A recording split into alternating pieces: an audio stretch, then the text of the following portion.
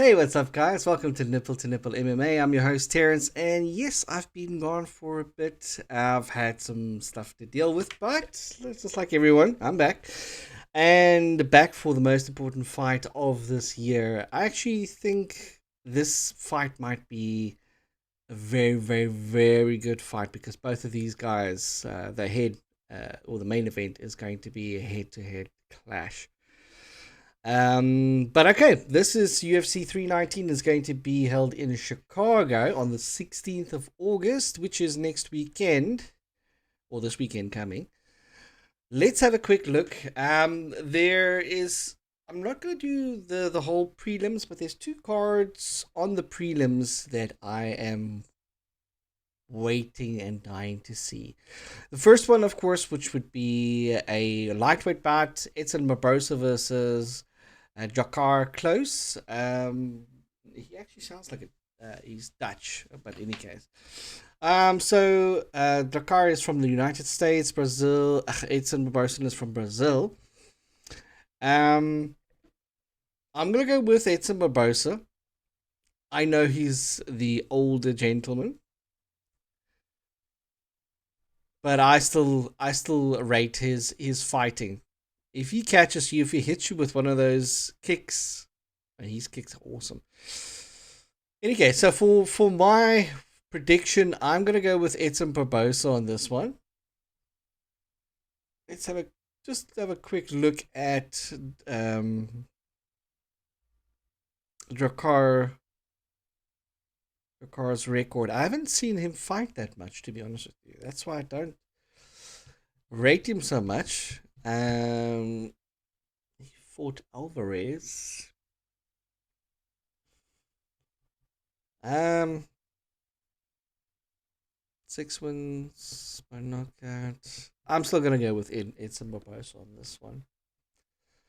So then we'll move to the next one, which is also on the prelims, and that of course is the one just above the one light weight bout, and it's another lightweight bout. It's between Chase Hooper and Alexander Hernandez.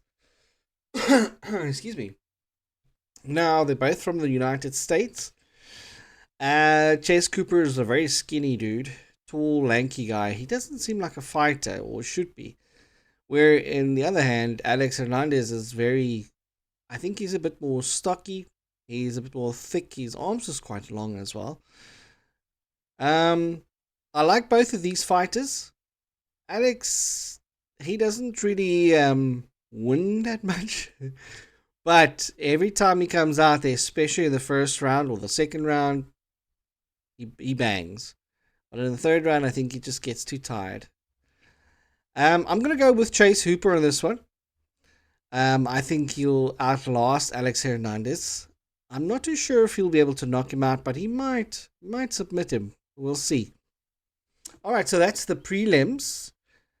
Now that the prelims are done, let's have a quick look at the main event. Okay, so the first one coming up, and this is quite a good main event.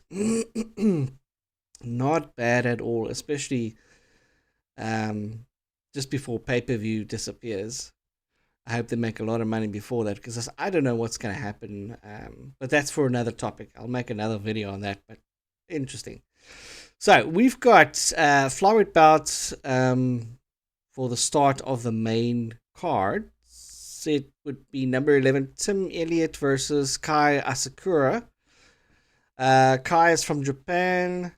Tim is from the United States of America. Let me just have a quick look here.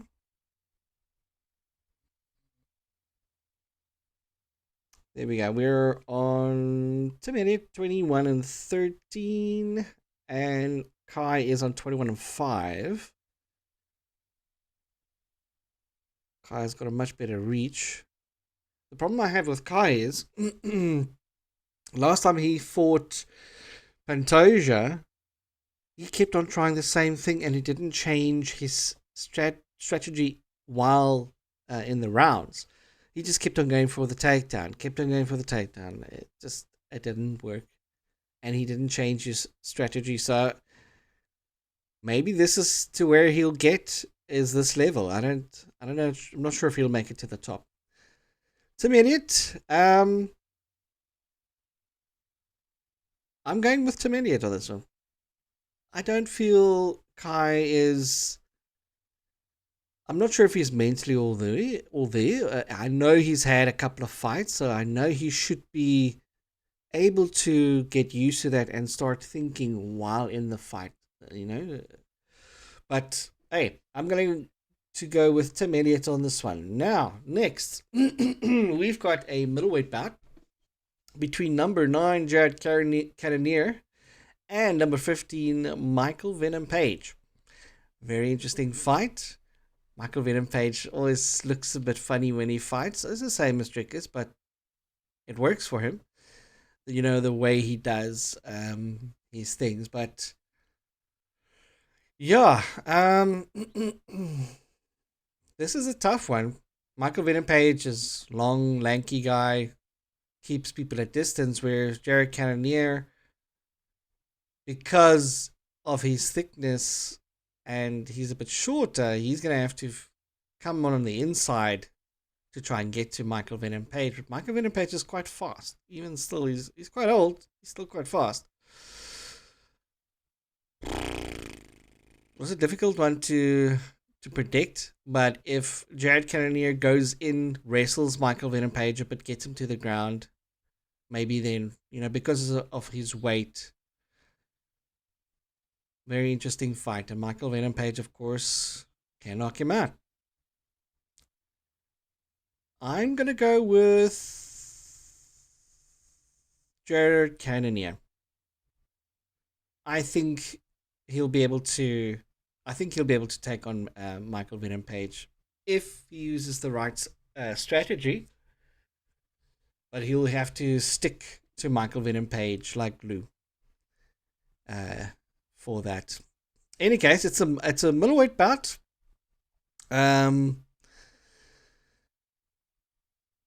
Michael Venom Page, I know, is from the UK. Jared Cannonier is from the United States.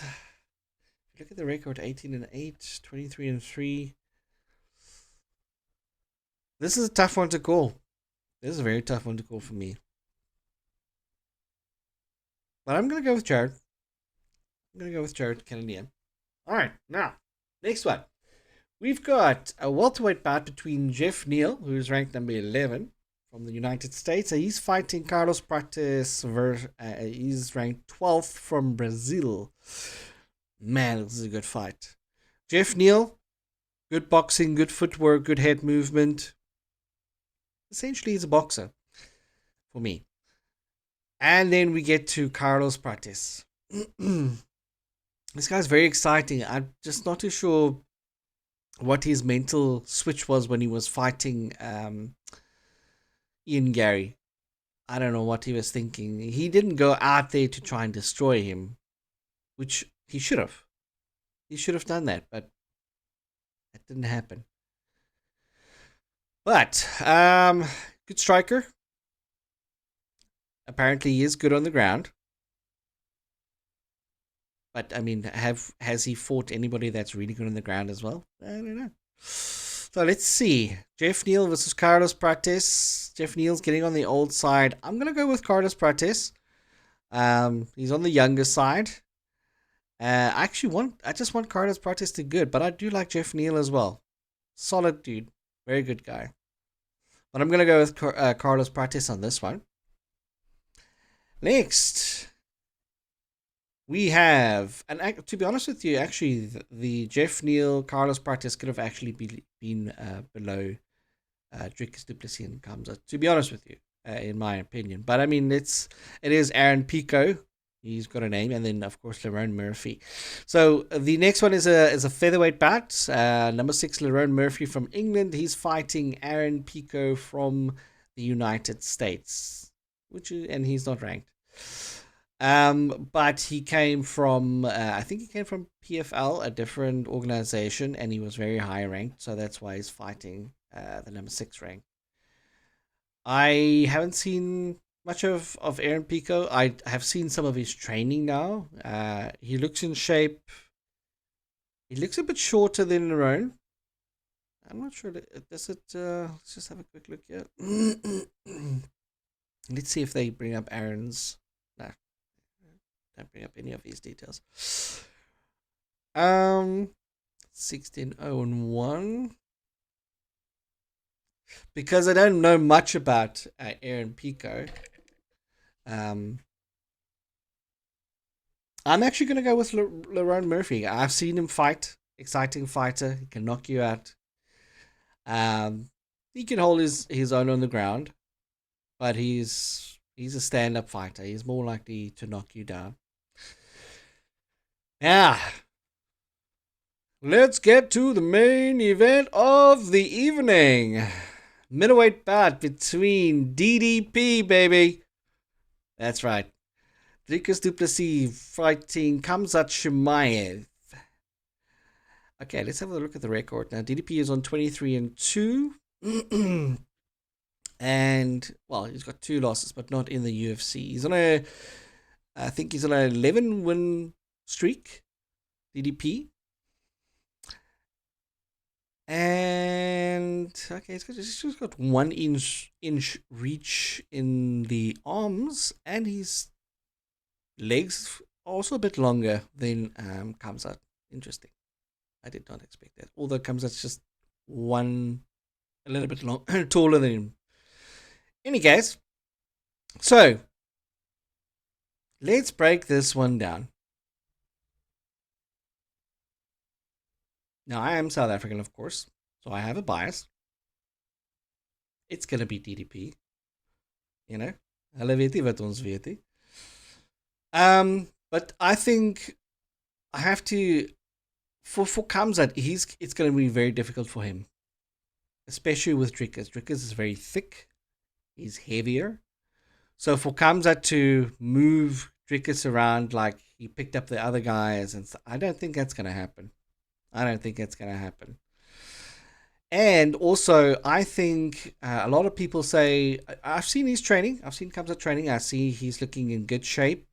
He's looking like he'll be able to make it to the cage, at least. But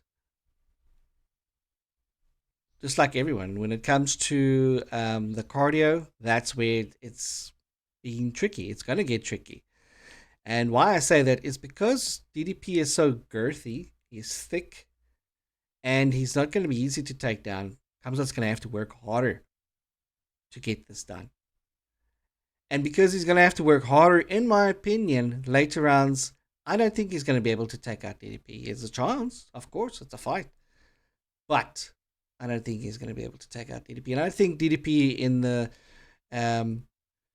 later rounds is definitely going to win. That's definitely. But in the beginning, I wouldn't count out DDP either. DDP has got knockout power. If Khamzat, because I saw the beginning round of Gilbert Burns and Khamzat Chimaev. There was a couple of left hands that got through right in the beginning of the fight against Khamzat. Now, I can tell you one thing. If DDP hits Khamzat with 2 of those type of shots, I am not sure he's going to survive. But that's just my opinion. I mean, I don't do jiu-jitsu. I would love to do that, but yeah. Any case, so in my opinion, I think DDP is going to win, and I don't think I think most people say, which is fair enough to say, that DDP, if he gets past the first and the second round, oh yeah, then it's. I think that's what everybody thinks, and that's everybody's mindset. But I don't think that's what DDP's mindset is. I think DDP is going to try and knock him out in the first round or the second round, or get him out there. But that's the way DDP has always fought. In any case, that's my prediction. I think it's going to be DDP either by first or second round knockout, or if it goes to the later rounds, I think it's going to be a submission in round 4. That's what I think. Yeah. Anyway, tell me what you guys think. Like and subscribe, and I'll see you in the next one. Cheers.